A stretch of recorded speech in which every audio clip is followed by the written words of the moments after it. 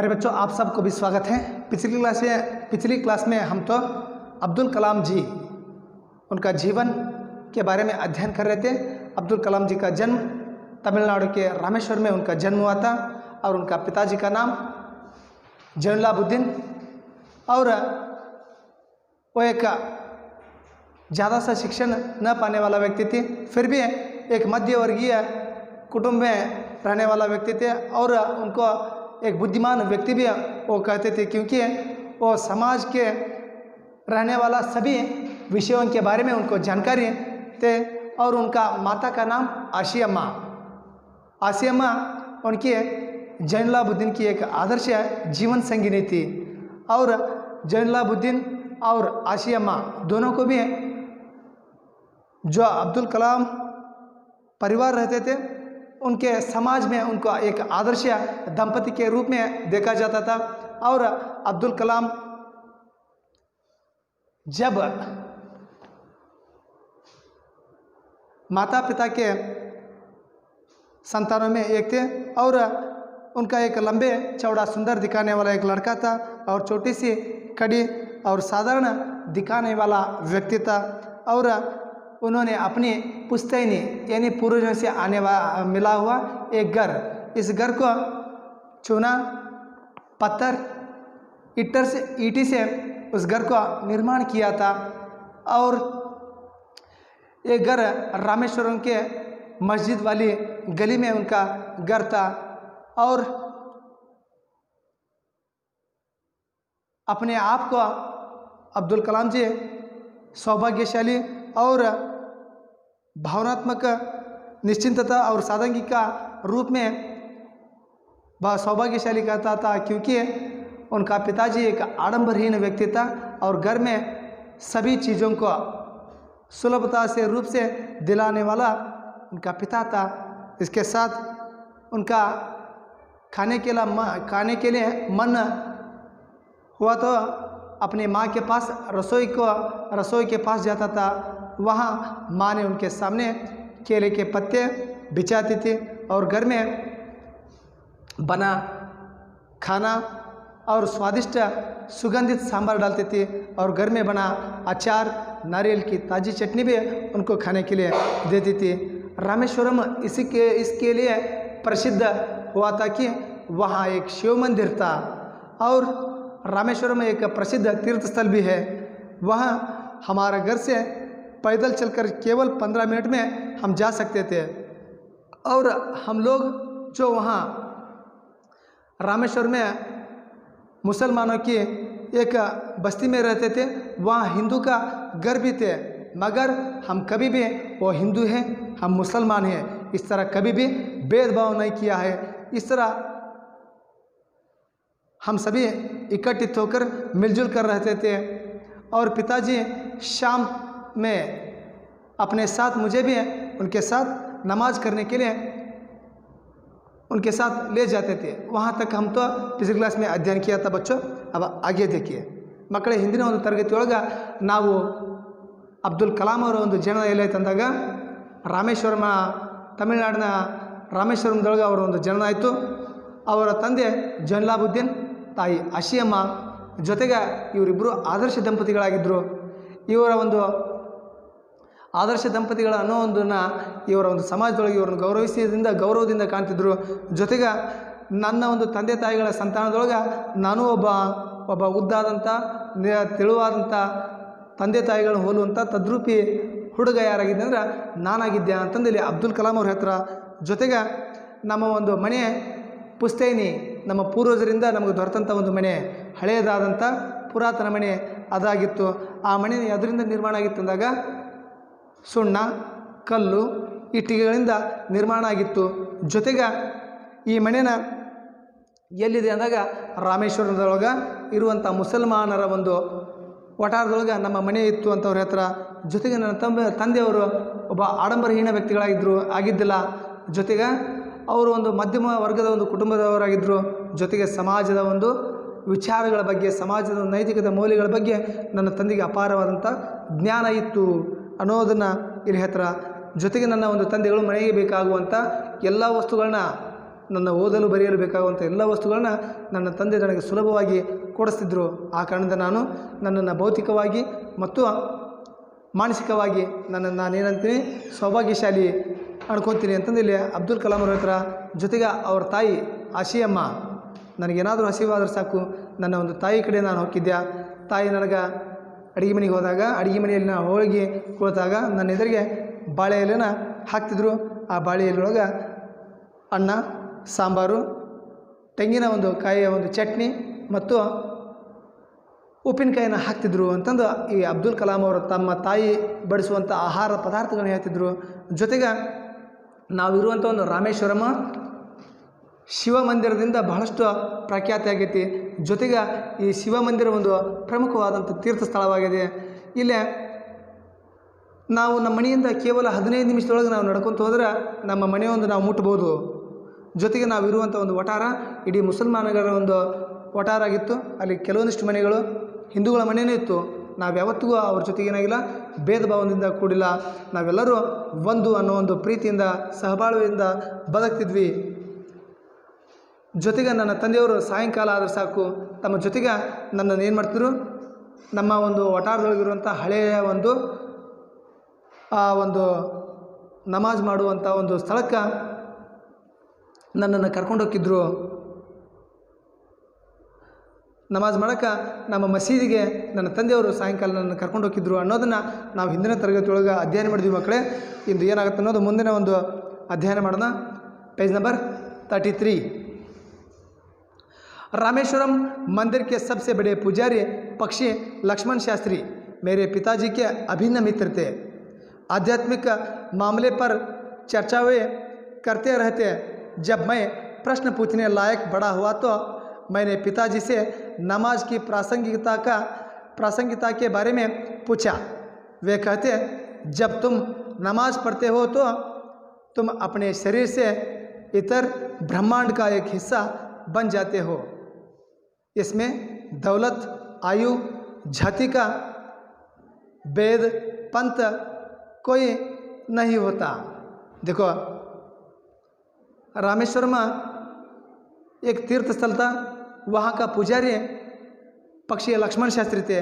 वो मेरा पिताजी का एक अंतरंग का यानी अभिन्न मित्र का एक अंतरंग का मित्र था। वो मेरे पिताजी के साथ आध्यात्मिक विचारों के बारे में चर्चा करते थे। यानी अपना धर्म के बारे में वो कहता था। मेरा पिताजी मुसलमान के पंथ के बारे में वो कहता था। ब्राह्मण अपने ब्राह्मण या वंश यानी उस जाति के बारे में वो बताते, और ये मुसलमान के जाति विषयों के बारे में यानी आध्यात्मिक विषयों के बारे में दोनों भी चर्चा करते थे।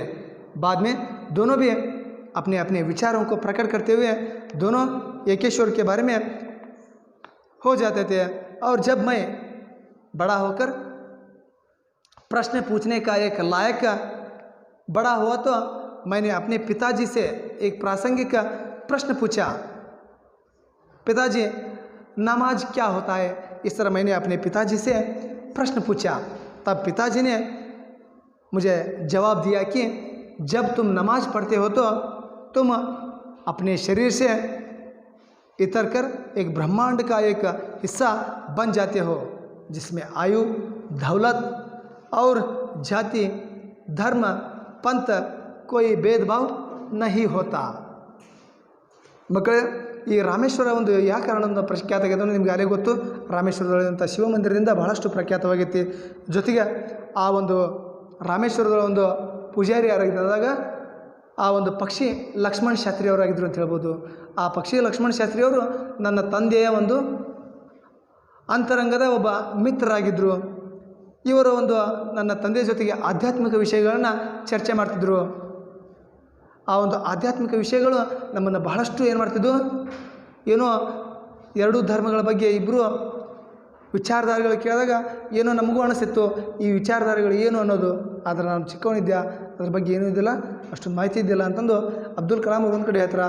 ಜೊತೆಗೆ ಮತ್ತು ಹೇಳ್ತಾರೆ, ಇಬ್ಬರು ತಮ್ಮ ತಮ್ಮ ಧರ್ಮದ ಒಂದು ವಿಚಾರಧಾರೆಗಳನ್ನ ಕೂಡಿಸಿ ಮತ್ತು ಒಂದಾಗಿ ತಮ್ಮ ತಮ್ಮ ಒಂದು ಕೆಲಸ ಕಾರ್ಯಗಳನ್ನ ಮಾಡ್ತಿದ್ರು ಅಂತ ಹೇಳ್ತಾರೆ.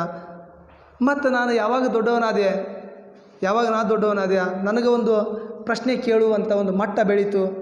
ಆಗ ನಾನು ನನ್ನ ತಂದೆಗೆ ಹೋಗಿ ಒಂದು ಪ್ರಶ್ನೆ ಮಾಡಿದೆ, ಅವ ನಮಾಜ್ ಓದೋದ್ರಿಂದ ಏನಾಗುತ್ತಾ, नमाज पढ़ने से क्या होता है, नमाज के बारे में कुछ मैंने ಪ್ರಶ್ನೆ पूछा, ನಮಾಜಿನ ಬಗ್ಗೆ ಒಂದು ಸ್ವಲ್ಪ ಏನು ಮಾಡಿದೆ ಪ್ರಶ್ನೆ ಹಾಕಿದೆ. ಆಗ ನನ್ನ ತಂದೆಯವರು ನನಗೆ ಒಂದು ಉತ್ತರ ಕೊಟ್ಟರು. ಏನು ಉತ್ತರ ಕೊಟ್ಟರು ನೋಡ್ರಿ, ಜಬ್ ತುಮ್ ನಮಾಜ್ ಪಡ್ತೆ ಹೋ, ಯಾವಾಗ ನೀನು ನಮಾಜ್ ಓದಕ್ಕೆ ಕುಂದಿರ್ತಿತ್ತಮ್ಮ ಮಗು, ತುಮ್ ಅಪ್ನೆ ಶರೀರ ಸೆ ಇತರ್ ಕರ್, ನಿನ್ನ ಒಂದು ಶರೀರದಿಂದ ನೀ ಏನಾಗ್ಬಿಡ್ತೀಪ್ಪ ಇಳಿದ್ಬಿಡ್ತಿ, ಬ್ರಹ್ಮಾಂಡ का एक हिस्सा बन जाते हो, ನೀನು ನಿನ್ನ ಶರೀರದಿಂದ ಬಿಟ್ಟು ಬ್ರಹ್ಮಾಂಡ ಇಡೀ ಜಗತ್ತಿನ ಒಂದು ಭಾಗಕ್ಕೆ. ಆಗ ಇಲ್ಲಿ ಯಾವುದೇ ಒಂದು ಆಸ್ತಿ, ಅಂತಸ್ತು, ವಯಸ್ಸು, ಧರ್ಮ, ಯಾವುದೇ ಒಂದು ಪಂಥ, ಯಾವುದೇ ಒಂದು ಭೇದ ಭಾವಗಳು ಇರಲಾರ್ದ ನೀನು ಒಬ್ಬ ಇಡೀ ಬ್ರಹ್ಮಾಂಡದ ಒಬ್ಬ ಭಾಗಕ್ಕೆ ಅಂತಂದು ನನ್ನ ತಂದೆಯವರು ನಮಾಜಿನ ಒಂದು ಭಾಗ ಹಾಕಿ ಅನ್ನೋದನ್ನು ನನ್ನ ತಂದೆಯವರು ಹೇಳಿದರು ಅಂತಂದು ಇಲ್ಲಿ ಕೇಳ್ತಾರೆ. आपको एक प्रश्न पूछा जाता है बच्चों, आपको ये प्रश्न पूछा जा सकता है कि रामेश्वर मंदिर का पुजारी कौन थे? रामेश्वर मंदिर का पुजारी थे पक्षी लक्ष्मण शास्त्री. और एक प्रश्न है एक अंक में, रामेश्वर का लक्ष्मण शास्त्री जी यानी पक्षी लक्ष्मण शास्त्री किसके अंतरंग मित्र थे? वो जैनुलाब्दीन के अंतरंग मित्र थे. जैनुलाब्दीन के अंतरंग मित्र कौन थे? नहीं तो लक्ष्मण शास्त्री का अंतरंग अभिन्न मित्र कौन थे? इस तरह किसी तरह का प्रश्न आपको पूछे तो आप उसका उत्तर सही से बताइए यानी लिखिए. और उसी तरह और एक प्रश्न आता है, जब अब्दुल कलाम जी ने नमाज के बारे में अपने पिताजी से प्रश्न पूछा तो तब पिताजी ने उनको जवाब क्या दिया? आपको यहाँ पीछे प्रश्न भी दिया है, 2-3 अंक में लिखने के लिए वहाँ प्रश्न है ना, वहाँ देखिए बच्चों. जैनुलाब्दीन ने नमाज के बारे में क्या कहते थे? इसका उत्तर अभी अभी आपको मैंने बताया ना, वही उत्तर आप सभी भी वहाँ लिखना होगा. मुझे याद है पिताजी की दिनचर्या पाँव पटने के पहले ही सुबह 4 बजे नमाज पढ़ने के साथ शुरू हो जाती थी. नमाज के बाद वे हमारे नारियल के बाग जाया करते. बाग घर से करीब 4 मील दूर था. करीब दर्जन भर नारियल कंधे पर लिए पिताजी घर लौटते और उसके बाद ही उनका नाश्ता होता था. देखो मुझे आज भी याद है मेरा पिताजी का सुबह कितने बजे से शुरू होते थे पाँव पटने, यानी सुबह होने से पहले ही मेरा पिताजी का सुबह शुरू होता था और सुबह 4 बजे से नमाज पढ़ने के साथ ही उनका सुबह शुरू होता था. और नमाज करने के बाद वह हमारा एक छोटा सा नारियल का बाग था, वह नारियल बाग को जाता था. और नारियल बाग करीब 4 किलोमीटर दूर था और वहाँ मेरा पिताजी जाकर वहाँ खेती में यानी बगीचे में काम करके बाद वहाँ दर्जन यानी 1 डजन नारियल को अपने कंधे पर उठाकर पिताजी घर लौटते थे. बाद में ही उनका सुबह का नाश्ता होता था. ಮಕ್ಕಳೇ, ಇಲ್ಲಿ ಮತ್ತವ್ರ ಹತ್ರ ನನಗೆ ಈಗಾದರೂ ನೆನಪಿದೆ, ನಾ ಚಿಕ್ಕವನಿದ್ದಾಗ ನನ್ನ ತಂದೆ ಒಂದು ಸುಬಹ ಬೆಳಗ್ಗೆ ಯಾವಾಗ ಆಕಿತ್ತಂದ್ರೆ ಪಾವು ಪಟ್ನೆ ಬೆಳಗ್ಗೆ ಇನ್ನೂ ಹರಿತಿದ್ದಿಲ್ಲ, ಇನ್ನು ನಸುಕಿರ್ತಿತ್ತು. ತಂದೆ ಒಂದು ಬೆಳಗಿನ ಒಂದು 4 ಗಂಟೆಯಿಂದನೇ ಶುರುವಾಗಿತ್ತು. 4 ಗಂಟೆಗೆ ಎದ್ದು ನಮಾಜ್ ಮಾಡಿ ನಮ್ಮ ಒಂದು ತೆಂಗಿನ ತೋಟ, ಆ ತೆಂಗಿನ ತೋಟಕ್ಕೆ ನನ್ನ ತಂದೆಯವರು ಹೋಗಿದ್ದರು. ಆ ತೆಂಗಿನ ತೋಟದೊಳಗೆ ಸರಿಸುಮಾರು ಆ ಒಂದು ಕೆಲಸ ಕಾರ್ಯಗಳನ್ನ ಮಾಡಿ 1 ಡಜನ್ ಎಳ್ನೀರುಗಳನ್ನ ಕಾಯಿಗಳನ್ನು ತಮ್ಮ ಒಂದು ಹೆಗಲ ಮ್ಯಾಗ, ಇಲ್ಲಿ ಕಂದೆಕ ಮತ್ಲಬ ಹೆಗಲು, ಆ ಒಂದು ಹೆಗಲ ಮ್ಯಾಗ ಎಳ್ನೀರುಗಳನ್ನ ತೊಗೊಂಡು ಬರ್ತಿದ್ರು. ಆ ಎಳ್ನೀರುಗಳನ್ನ ತಂದು ಇಟ್ಟ ನಂತರ ಅವರ ಒಂದು ಬೆಳಗಿನ ಒಂದು ನಾಷ್ಟ ಉಪಹಾರ ಮಾಡ್ತಿದ್ರು ಅಂತ ಹೇಳ್ಬೋದು. आपको ये प्रश्न पूछा जा सकता है कि पाव पटना इस मुहावरे का अर्थ क्या है? सुबह होने से पहले ही कार्यक्रम को हम क्या कहते हैं? पाव पटना कहते हैं. आपको यहाँ दिखा देखो, पाव पटना इस मुहावरे है प्रभात होना, यानी ಬೆಳಗು ಹರಿಯೋಕ್ಕಿಂತ ಮುಂಚೆದಕ್ಕೆ ನಾವು ಹೇಳ್ತೀವಿ ಪಾವುಪಟ್ನ ಅಂತೀವಿ ಮಕ್ಕಳೇ. ಇದು ಒಂದು ನೆನಪಿಟ್ಕೋರಿ. ನಿಮ್ಮ ಒಂದು प्रश्न पत्रिका ये प्रश्न बर्ಬೋದು पावपटना इस मुहावरे का अर्थ क्या है। और इसके साथ और एक प्रश्न पूछा जाता है, शमशुद्दीन का काम कब शुरू होता था। पावपटने से ही उनका सुबह शुरू होता था। और उनके दिनचर्या के बारे में पूछे तो ये सभी भी आप वहाँ लिखना पड़ता है। आगे देखिए बच्चों, मैंने अपनी विज्ञान एवं प्रौद्योगिकी सारी जिंदगी में पिताजी की बातों का अनुकरण करने की कोशिश की है। मैंने उन बुनियादी सत्यों को समझने का भरसक प्रयास किया है कि ऐसा कोई दैवी शक्ति जरूर है जो हमें भ्रम, दुखों, विषाद और असफलता से छुटकारा दिलाती है तथा सही रास्ता दिखाती है। देखो आगे यहाँ अब्दुल कलाम जी ने कहता है कि मुझे विज्ञान प्रौद्योगिकी के सारी ज़िंदगी अपने पिताजी जो बातें और रास्ता दिखा है ना, उसी का अनुसार यानी अनुकरण करने का मैंने कोशिश किया है। और मैंने अपने बुनियाद सत्य को समझने का एक भरसक भी प्रयास भी किया है। ऐसे कोई एक जरूर शक्ति, दैवी शक्ति है, हमें दुख, भ्रम, विषाद, दुख, असफलता आदि को छुटकारा दिलाता है तथा सही रास्ता दिखाती है। ಮತ್ತೆ ಇಲ್ಲಿ ಅಬ್ದುಲ್ ಕಲಾಂ ಅವರು ತಮ್ಮ ಒಂದು ತಂದೆಯ ಒಂದು ಬಗ್ಗೆ ಹೇಳ್ತಾರೆ, ನನ್ನ ಒಂದು ವಿಜ್ಞಾನ ಮತ್ತು ಒಂದು ಪ್ರೌದ್ಯೋಗಿಕ ಒಂದು ಜೀವನದೊಳಗೆ ನನ್ನ ತಂದೆಯವರು ಹಾಕಿಕೊಟ್ಟಂಥ ವಿಚಾರಧಾರೆಗಳು, ಅವರು ನೀಡಿದಂಥ ಒಂದು ಮಾರ್ಗದರ್ಶನ ನಾನು ಮುನ್ನಡೆದಿದ್ದೇನೆ, ಅದರೊಳಗೆ ನಾನು ಇನ್ನೂ ಸಾಗುತ್ತಿದ್ದೇನೆ ಅಂತ ಹೇಳ್ತಾರೆ.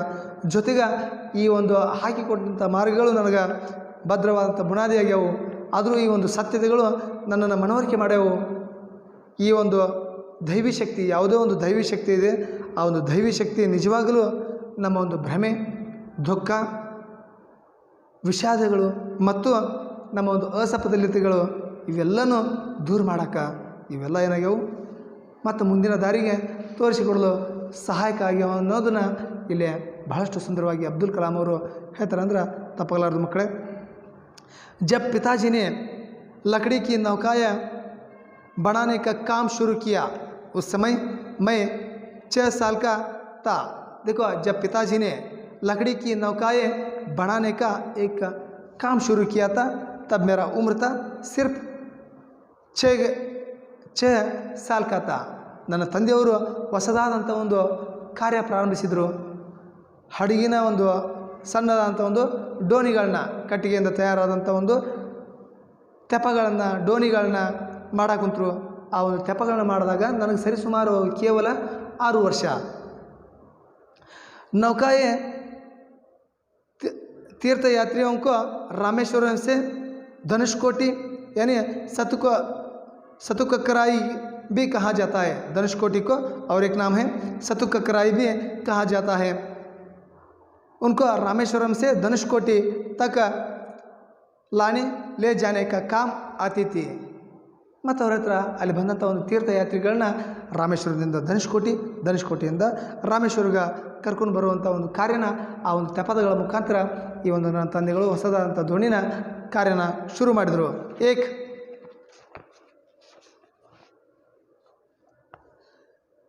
एक स्थानीय ठेकेदार अहमद जलालुद्दीन के साथ पिताजी समुद्र तट के पास नौकाएं बनाने लगे। देखो, वहाँ एक मुख्यस्थ था, वो ठेकेदार, उनका नाम था अहमद जलालुद्दीन। उनके साथ मेरा पिताजी समुद्र के तट पर अपना नौकाएं बनाने का कार्य शुरू किया। ನನ್ನ ತಂದೆಯವರು ಈ ನೌಕೆ ಒಂದು ಸಣ್ಣ ಅಂತ ದೋಣಿಗಳ ಒಂದು ತೆಪ್ಪಗಳನ್ನ ತಯಾರು ಮಾಡಿದ್ರು. ಅಲ್ಲಿರುವಂಥ ಸಮುದ್ರ ತಟದ ಒಂದು ಮುಖ್ಯಸ್ಥನಾದಂಥ ಒಬ್ಬ ಅಹಮದ್ ಜಲಾಲುದ್ದೀನ ಜೊತೆಗೆ ನನ್ನ ತಂದೆಯವರು ಈ ಒಂದು ದೋಣಿಗಳನ್ನ ಆ ಒಂದು ಹಳೆಯ ಒಂದು ಕಟ್ಟಿಗೆಯಿಂದ ಮಾಡಿದಂಥ ತೆಪ್ಪಗಳನ್ನ ಶುರು ಮಾಡೋದನ್ನು ಪ್ರಾರಂಭಿಸಿದ್ರು ಅಂತ ಅವ್ರು ಹೇಳ್ತಾರೆ. बाद में अहमद जलालुद्दीन की मेरी बड़ी बहन जोहरा के साथ शादी हो गई। देखो, अहमद जलालुद्दीन की मेरी बड़ी बहन जोहरा के साथ शादी हो गई। बाद में हमारा और जलालुद्दीन के साथ व्यवहारिक के साथ साथ हम एक रिश्ता भी उनके साथ जुड़ा गया। वह मेरी बड़ी बहन जोहरा के साथ अहमद जलालुद्दीन का विवाह हो गया। ಮೊದಲು ವ್ಯಾವಹಾರಿಕವಾದಂಥ ಒಂದು ಸಂಬಂಧ ಏನಾಯ್ತು, ನಿಧಾನವಾಗಿ ಸಂಬಂಧಿಕರಾದರು, ರಕ್ತ ಸಂಬಂಧಿಗಳಾದರು. ನನ್ನ ಒಂದು ದೊಡ್ಡ ಅಕ್ಕನಾದಂಥ ನಮ್ಮ ಜೋಹರಾ ಅಕ್ಕನ ನಾವು ಯಾರು ಕೊಟ್ವಿ ಅಂದಾಗ ಅಹಮದ್ ಜಲಾಲುದ್ದೀನ್ ಅವ್ರಿಗೆ ಕೊಟ್ಟು ಮದುವೆ ಮಾಡಿದ್ವಿ ಅಂತ ಅವ್ರು ಹೇಳ್ತಾರೆ. नौकाओं को आकार लेते हुए मैं घेर से देखता था। देखो आगे अब्दुल कलाम जी ने कहता है कि नौकाओं को आकार लेते हुए मैं गौर से देखता था। नौका छोटा था, बड़ा था, इसलिए मैं ध्यान से नौका आने वाला स्थल को और नौका किस तरह आता है ना, वो सबको भी मैं ध्यान से एक इकट्ठित होकर आश्चर्य से उसे देखता था. ಮತ್ತು ಅವ್ರ ಹತ್ರ ಈ ಒಂದು ತೆಪಗಳು, ಈ ಒಂದು ಡೋಣಿಗಳು ಏನು ಬರ್ತಿದ್ವಲ್ಲ, ಇವನ್ನ ನಾವು ಏನು ಮಾಡ್ತಿದ್ವಿ, ಆ ಹಡಗು ಬರೋದನ್ನು ಬಹಳಷ್ಟು ಆಶ್ಚರ್ಯಚಕಿತವಾಗಿ ವಿಸ್ಮಿತನಾಗಿ ನಾನು ನೋಡ್ತಿದ್ದೆ ಅಂತಂದೇಳಿ ಅಬ್ದುಲ್ ಕಲಾಂ ಅವ್ರ ಹತ್ರ. पिताजी का कारोबार काफ़ी अच्छा चल रहा था. मेरा पिताजी का काम बहुत अच्छा चल रहा था. एक दिन 100 मील प्रति घंटे की रफ्तार से हवा चली और समुद्र में तूफान आ गए. तूफान में सतुकराई के कुछ लोग और हमारी नावें बह गई. उसी में पामबन पुल भी टूट गया और यात्रियों से भारी ट्रेन दुर्घटना हो गई. तब तक मैंने सिर्फ समुद्र की खूबसूरती को ही देखा था. उसकी अपार एवं अनियंत्रित ऊर्जा ने मुझे हतभ्रम कर दिया. देखो बाद में उन्होंने आगे कहा कि एक दिन मेरा पिताजी का ये काम बहुत अच्छा चल रहा था, मगर एक दिन 100% समुद्र की तूफ़ान वहाँ आ गया और तूफ़ान में सतुकराई का कुछ लोग और हमारी नौका भी वहाँ क्या हो गया, बह गया, चला गया और लोग भी वहाँ उस समुद्र के आने वाला प्रवाह में डूब गए और उसी प्रवाह में पामबन में रहने वाला पुल भी क्या हो गया, टूट गया और यात्रियों से भरा हुआ एक ट्रेन का भी दुर्घटना हो गया. और मुझे तब तक समुद्र को एक सुंदर शांत वातावरण को मैंने देखा था. अब मुझे इस दृश्य को देखकर, इस अनियंत्रित समुद्र की ऊर्जा देखकर मैं क्या हो गया, एक क्षण के लिए हतभ्रम यानी दिग्भ्रांत हो गया मैं. तो इस तरह अब्दुल कलाम ने समुद्र की कोलाहल को देखकर यहाँ बताया. ಮತ್ತು ಅವ್ರ ಹತ್ರ ನನ್ನ ಒಂದು ತಂದೆಯ ಒಂದು ಕಾರ್ಯಗಳು ಬಹಳಷ್ಟು, ಆ ಒಂದು ನೌಕೆಗಳು ಮಾಡುವಂಥ ಒಂದು ಕಾರ್ಯ ಬಹಳಷ್ಟು ಅದ್ಭುತವಾಗಿ ಒಂದು ವಿಶೇಷತೆಯಿಂದ ಆ ಒಂದು ಕಾರ್ಯ ನಡೆದಿತ್ತು. ಅದರೊಳಗೆ ಒಂದು ಚೆನ್ನಾಗಿ ನಮ್ಮ ತಂದೆಯ ಒಂದು ನೌಕೆಗಳ ಹೋಗೋದಾತು, ಪ್ರಯಾಣಿಕರು ಕರ್ಕೊಂಡು ಬರೋದು ಬಿಡೋದು ಅದ್ಭುತವಾಗಿ ನಡೆದಿತ್ತು. ಆದರೆ ಒಂದು ದಿನ ಸಮುದ್ರದೊಳಗೆ ಪ್ರವಾಹಗಳ ಒಂದು ಅಲೆಗಳು ಎದ್ದು, ಅದು ಎಷ್ಟು ಅಂದರೆ ಪ್ರತಿ ಗಂಟೆಗೆ ನೂರಾರು